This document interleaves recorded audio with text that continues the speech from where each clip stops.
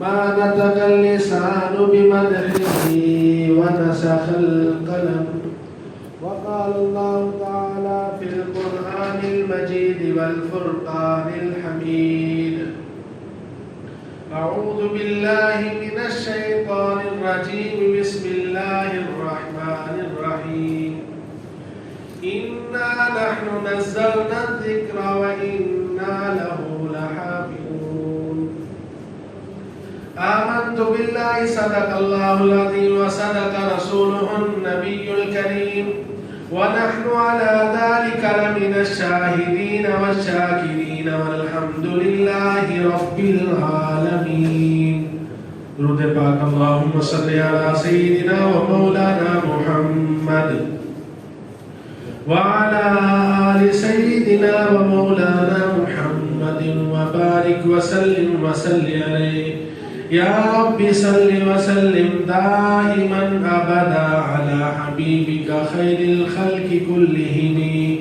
هو الحبيب الذي ترجى شفاعته لكل هول من الأهوال مقتحم. يا رب بالمصطفى بلغ مقاصدنا واغفر لنا يا ما دام مضى يا واسع الكرم. یہی ہے وہ کتاب حق جسے قرآن کہتے ہیں. یہی ہے وہ کتاب حق جسے قرآن کہتے ہیں، جسے فرقان کہتے ہیں، جسے برہان کہتے ہیں. یہی ہے وہ کہ جس کا منتظر سارا زمانہ تھا. یہی ہے وہ کہ جس کا منتظر سارا زمانہ تھا. رسولوں کی زبان پر جس کا نغمہ تھا، ترانہ تھا. تعارف یہ کراتی ہے خداوند تعالی کا.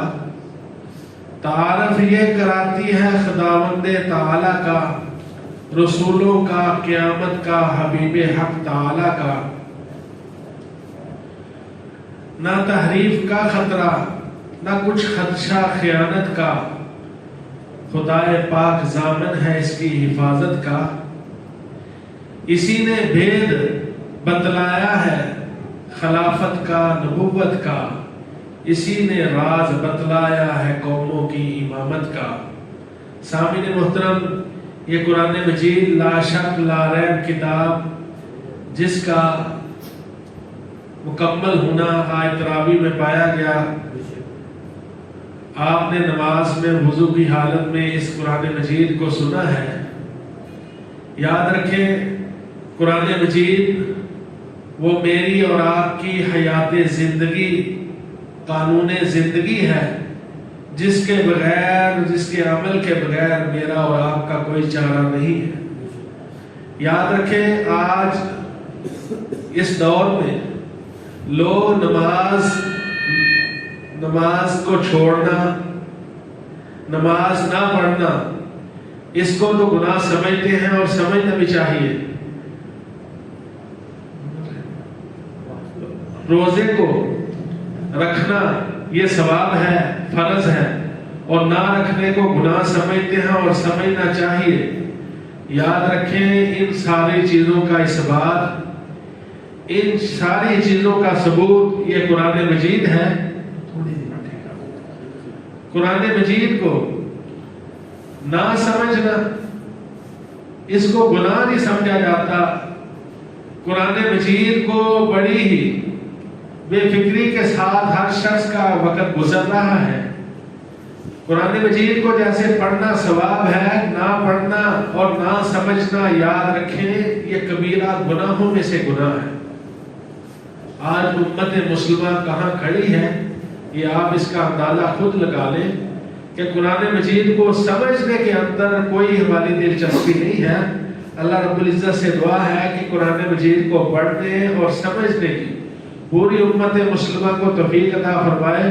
اور کم از کم میں اور آپ جتنے مرضی مصروف ہوں، اپنی مصروفیت میں 24 گھنٹوں میں کو 20-25 منٹ نکالنا کسی کی زندگی میں مشکل نہیں ہے.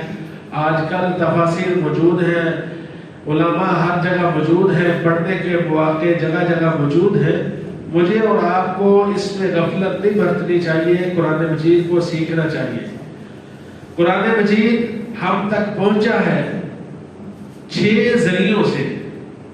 قرآن مجید ایک اونچی کتاب ہے، جیسے انبیاء میں سب سے افضل اور امام الانبیاء خاتم النبیین حضرت محمد مصطفیٰ صلی اللہ علیہ وسلم ہے۔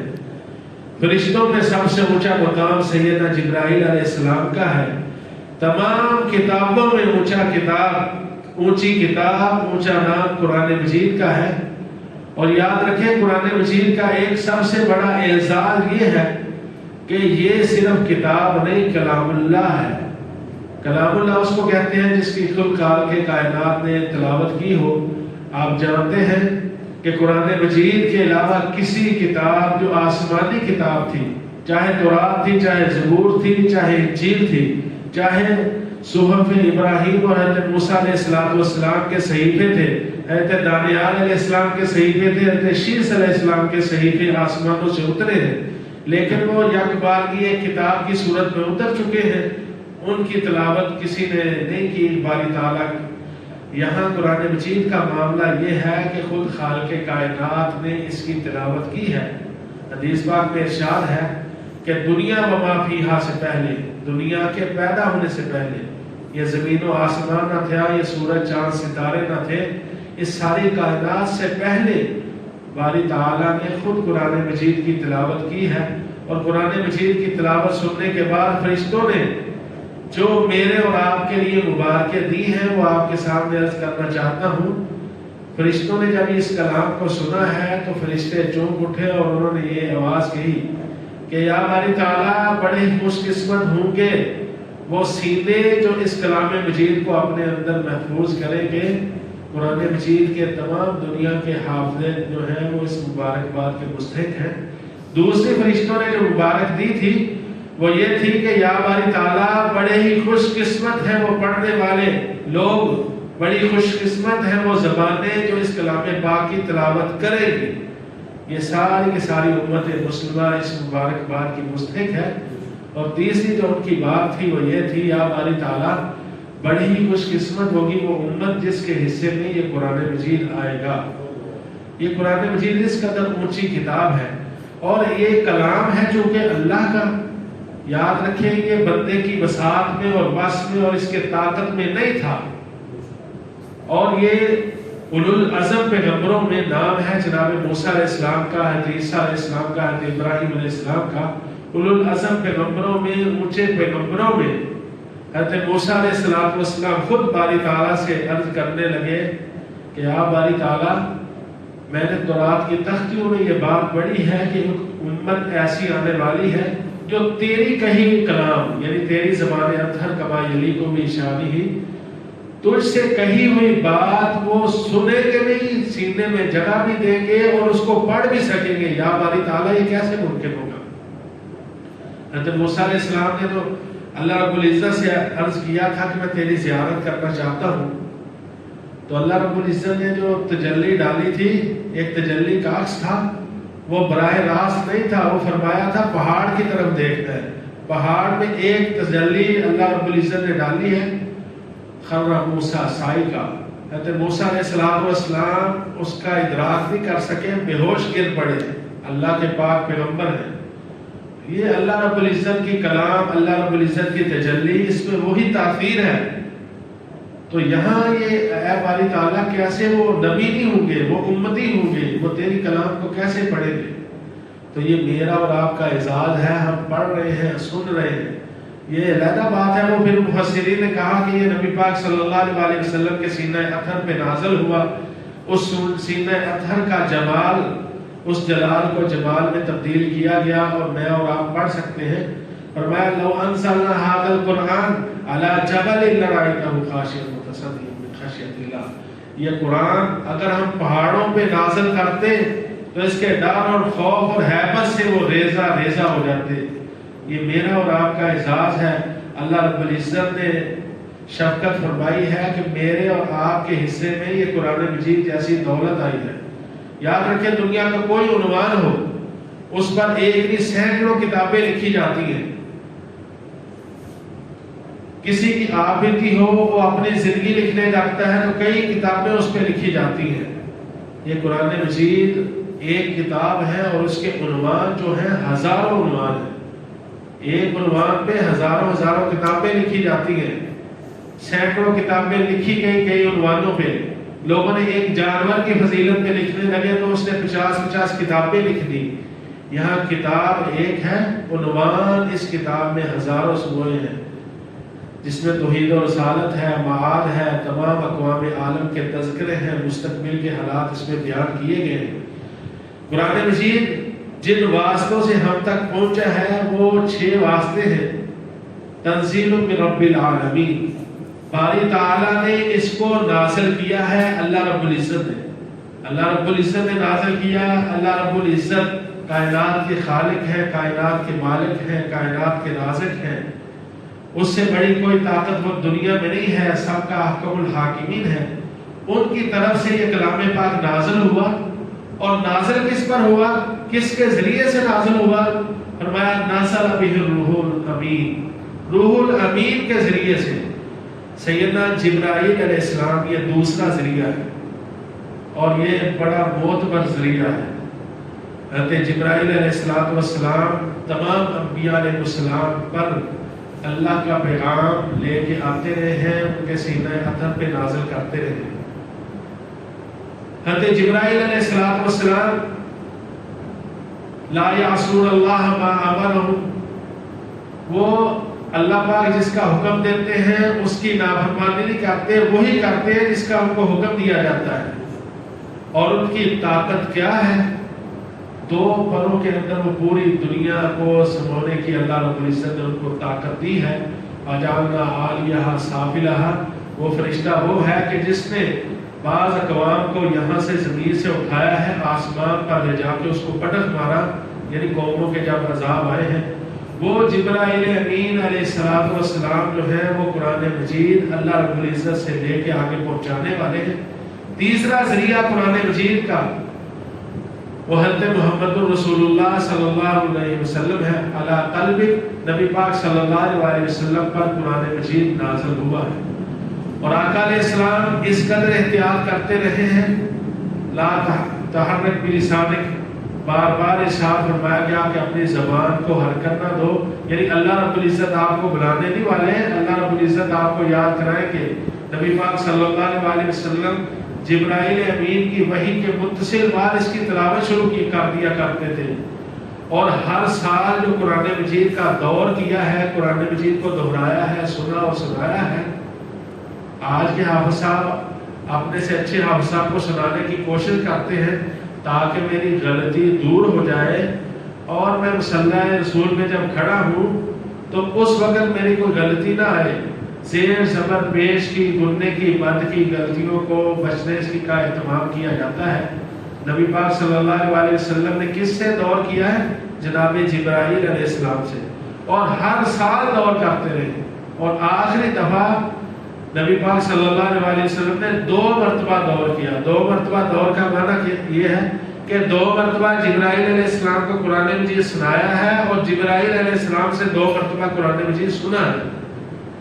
یہ 3 واسطے ہیں قرآن مجید کے. چوتھا واسطہ ہے جو لکھنے والے لوگ تھے، بیعیدی سفر کرام بررہ، صحابہ کرام رضوان اللہ تعالی علیہم کی مقدس جماعت ہے جنہوں نے نبی پاک صلی اللہ علیہ وسلم سے قرآن مجید کو لیا ہے اور ہم تک آگے پہنچانے میں کردار ادا کیا ہے. اور صحابہ قرآن مجید پڑھنے کے اور سمجھنے کے اس قدر حریص تھے کہ سیدنا عثمان غنی رضی اللہ تعالیٰ عنہ کے بارے میں آپ نے سنا ہے کہ 3 دن میں قرآن مجید کا مکمل کرنا ان کا معمول رہا. حضرت رضی اللہ تعالیٰ عنہ نے کئی مرتبہ 1 دن میں مکمل کیا ہے. سیدہ فاطمہ رضی اللہ تعالیٰ عنہ کا 2 رکعت میں قرآن مجید کو مکمل پڑھنا ہے نماز میں. اور سمجھنے کی جو بات ہے، سیدنا فاروق اعظم رضی اللہ تعالیٰ عنہ نے 10 سال کے اندر سورۃ بقرہ کو سمجھا ہے.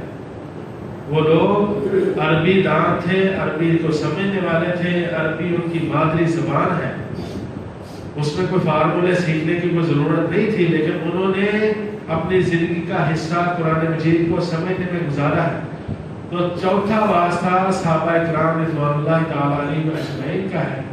5واں واسطہ یہ صیام ہے، یہ روزے ہیں. شہر رمضان ہے، رمضان المبارک کے مہینے میں یہ قرآن مجید نازل ہوا ہے، اور چھٹا لیلۃ النزول ہے، یعنی وہ رات جس رات میں قرآن مجید لوح محفوظ سے بیت العزت میں بیت المعمور میں نازل ہوا ہے۔ یعنی ایک ہے تنزیل، ایک ہے نزول۔ ایک کا معنی ہے یک بارگی نازل ہونا، ایک ہی مرتبہ نازل ہونا، اور دوسرے کا معنی ہے آہستہ آہستہ نازل ہونا۔ باقی آسمانی کتابیں ایک ہی مرتبہ نازل ہوئی، اور یہ آہستہ آہستہ وقتاً و فوقتاً بھی نازل ہوئی اور ایک بار بھی نازل ہوئی۔ ایک بار نازل ہوئی لوح محفوظ سے بیت العزت بیت المعمور میں، اور وہ لیلۃ القدر کی رات تھی، اور وہاں سے سینہ نبوت میں 23 سال کو بیش کے عرصے میں وقتاً فوقتاً قرآن مجید نازل ہوتا رہا۔ تو یہ 6 واسطے آپ جانتے ہیں کہ جن واسطوں سے ہم تک پہنچا ہے وہ سارے کے سارے زمانے بھر کے عزت والے لوگ ہیں۔ یعنی جو رات جس رات میں نازل ہوا وہ رات پورے سال میں ایسی رات نہیں ہے۔ جس مہینے میں نازل ہوا وہ مہینہ جو ہے دوسرے مہینوں کا سردار ہے۔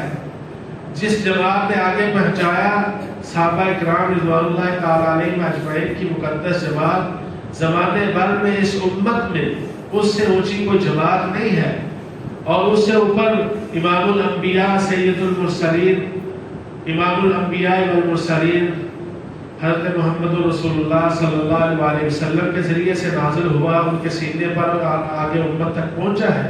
اس سے اوپر کا واسطہ نازل بہ الروح الامین حضرت جبرائیل علیہ السلام کا واسطہ ہے، اور نازل کرنے والے خود خالق کائنات ہے، تنزیل من رب العالمین، رب العالمین کی طرف سے۔ یعنی ان 6 واسطوں سے یہ قرآن مجید ہم تک پہنچا ہے، اور قرآن مجید ایک معجز کتاب ہے، یعنی عاجز کر دینے والی، ایسی عاجز کر دینے والی کہ اس جیسا کلام زمانے بھر میں کہیں سنا نہیں گیا تھا، کہیں لکھا دیکھا نہیں گیا تھا۔ آپ جانتے ہیں کہ عرب کے لوگ بڑے ماہر تھے عربی زبان کے، ہمیں ویسی آج دن تک عجمی سمجھتے ہیں، گونگا سمجھتے ہیں، اور ان کو اپنے حافظے میں بھی اس قدر ناز تھا کہ ایک مرتبہ کسی شعر کو سنتے اس کو یاد کرتے، پوری نظم اور غزل کو سنتے یاد کرتے، پورے قصیدے کو سنتے یاد کرتے، اور قصیدے کے ساتھ ساتھ اگر کئی ہزار اشعار کا مجموعہ بھی وہ 1-2 مرتبہ پڑھ لیتے تو ان کو زبانی یاد ہو جاتا تھا۔ آپ نے مشہور ان کی باتیں سنی ہوئی ہیں کہ انہوں نے اونٹوں کا نسب نامہ ہے تو ان کے اونٹوں کے 40 اونٹوں کے نام رکھے ہوئے ہیں، ان کے نسب کا پتہ ہے، یہ فلاں کا بیٹا ہے، فلاں کا بیٹا ہے۔ اور اگر نام انہوں نے اپنا شجرہ نسب ہے تو اپنے شجرہ نسب پورے کا پورا انہیں آتا ہے۔ یہاں کسی بچے کو پوچھا جائے اس کو اپنے والد کا اور دادے کا نام آتا ہے، بہت کم بچے ہیں جن کو اپنے پردادے کا نام آتا ہوگا، اور اس سے اوپر جو ان کا والد ہے ان کا نام تو بہت شاذ و نادر ہے۔ وہاں انہوں نے اپنے جانوروں کے نام اس قدر، یعنی ان کی توجہ تھی، اور عربی فصاحت و بلاغت میں اس قدر وہ لوگ تھے، اس قدر وہ منجے ہوئے لوگ تھے کہ ایک چیز کو دیکھتے اس کی تنقیح توضیح ایک لمحے میں کر ڈالتے تھے۔ تو سب سے بڑا اس دور کا جو شاعر تھا، لبید تھا اس کا نام، وہ مخزرمی شاعر ہے۔ مخزرمی شاعر اس کو کہتے ہیں، پہلے شاعروں کی قسموں میں سے شعراء قسم میں ایک بڑی قسم تھی شعراء جاہلیین، جنہوں نے زمانہ اسلام کو قبول نہیں کیا، زمانہ اسلام سے پہلے چلے گئے یا زمانہ اسلام پایا لیکن اسلام قبول نہیں کیا۔ دوسرے وہ شاعر تھے جو مخزرمی تھے، جنہوں نے زمانہ جاہلیت کو پایا، پھر اسلام کا دور دیکھا اور اسلام مذہب کو قبول کیا۔ تیسری شعراء کی قسم بنو عباس ہے، اور چوتھی بنو امیہ کے لوگ۔ ان میں مخزرمی شاعروں میں شعراء میں سب سے بڑا نام لبید کا ہے۔ کسی نے ان کو کہا لبید کو، کیا لبید تو بڑا شاعر ہے، یہاں مکے میں ایک شخص کے پاس ایک ایسا کلام ہے، اس جیسا کلام ہم نے سنا نہیں ہے۔ بعض کہتے تھے کوئی اچانک کوئی شخص آتا ہے آگے نے کھلا جاتا ہے، بعض کہتے ہیں کہ محمد صلی اللہ علیہ وسلم نے اپنی طرف سے لکھ لیا۔ قرآن مجید نے بار بار اس کے چیلنج کیے کہ اگر نبی پاک صلی اللہ علیہ وسلم نے لکھ لیا ہے تم بڑے حافظے کے بڑے اونچے لوگ ہو، تم اس جیسا قرآن مجید لے آؤ اور جیسے چاہتے ہو بنا لاؤ، تم بھی اکٹھے ہو جاؤ اور ایک جماعت کو بھی اکٹھا کر لو، سارے اکٹھے ہو کے لوگ اس طرح کا کلام لے آؤ۔ اگر انہوں نے خود بنا لیا ہے، یہ تو کسی کے شاگرد نہیں ہے۔ یاد رکھیں جو نبوت ہوتی ہے وہ براہ راست اللہ رب العزت ہی کی شاگرد ہوتی ہے، اللہ رب العزت ہی سے علم لیا جاتا ہے۔ وہ آج کے دور کے جو ماسٹر صاحب ہیں ان کے شاگرد نہیں ہوا کرتے۔ خیر نبی پاک صلی اللہ علیہ وسلم نے کہتے ہیں اگر گاڑ لیا ہے، قرآن مجید بنا لیا ہے تو تم ایسا لے آؤ۔ پھر فرمایا تم نہیں لا سکتے، بیاشری سور مثلی، تم اس جیسی 10 صورتیں لے آؤ۔ فرمایا 10 صورتیں نہیں لا سکتے تو بسورۃ من مثلی، تنوین نکرہ کے لیے آتی ہے، یعنی چھوٹی سے چھوٹی کو سورت لے آؤ۔ ظاہر ہے وہ نہیں بنا سکتے تھے۔ سب سے چھوٹی سورت آپ جانتے ہیں سورت کوثر ہے۔ یہ ایک شخص نے اس کو لیا، جا کے خانہ کعبہ میں یہ سورت لکھ کے ایک ورقے پہ، اس وقت یعنی کو جیسے چمڑے پہ لکھا، خانہ کعبہ میں لٹکا دیا۔ لبید کو تانا دیا گیا تو بڑا شاعر ہے، اس جیسا کلام لے کے آ۔ لبید گیا وہاں، جا کے اس نے بار بار سورت کوثر کو پڑھنا شروع کیا۔ انا اعطیناک الکوثر فصلی لربک وانحر ان شانئک ھو الابتر، یہ بار بار بڑھتا جا رہا ہے۔ اس کے آگے اس نے لکھا ما ھذا کلام البشر، یہ کسی عام انسان کا کلام نہیں ہے۔ اس کے بعد اس نے اگلا کام یہ کیا کہ 7 معلقہ لٹکے ہوئے چیزیں، یعنی 7 دیوان جو ہر سال ان کے میلوں میں فرسٹ کلام آتا تھا، پہلے درجے کا اعزازی کلام ہوتا تھا، وہ 7 سالوں کے لٹکائے ہوئے تھے، اس کو اس نے اتارا اور اتار کے کہا اس جیسا کلام کائنات میں پہلے نہیں دیکھا گیا، نہ کوئی سن سکتا ہے۔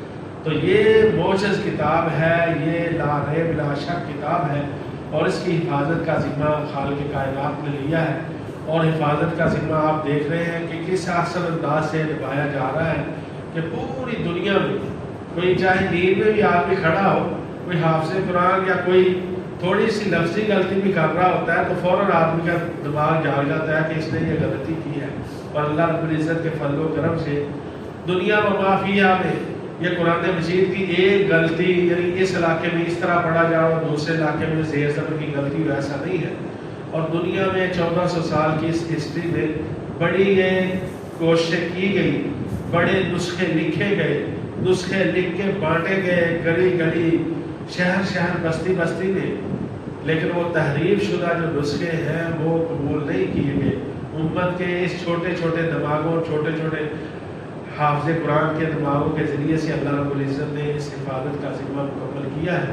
اللہ رب العزت سے دعا ہے جو کہا سنا اس پر عمل کرنے کی توفیق عطا فرمائے۔ واقعتاً آپ سارے لوگ مبارکباد کے مستحق ہیں جنہوں نے قرآن مجید پڑھا ہے، سنا ہے اور تراویح میں سنا ہے۔ اللہ رب العزت اس کی پوری برکات نصیب فرمائے۔ وآخر دعوانا الحمدللہ رب العالمین۔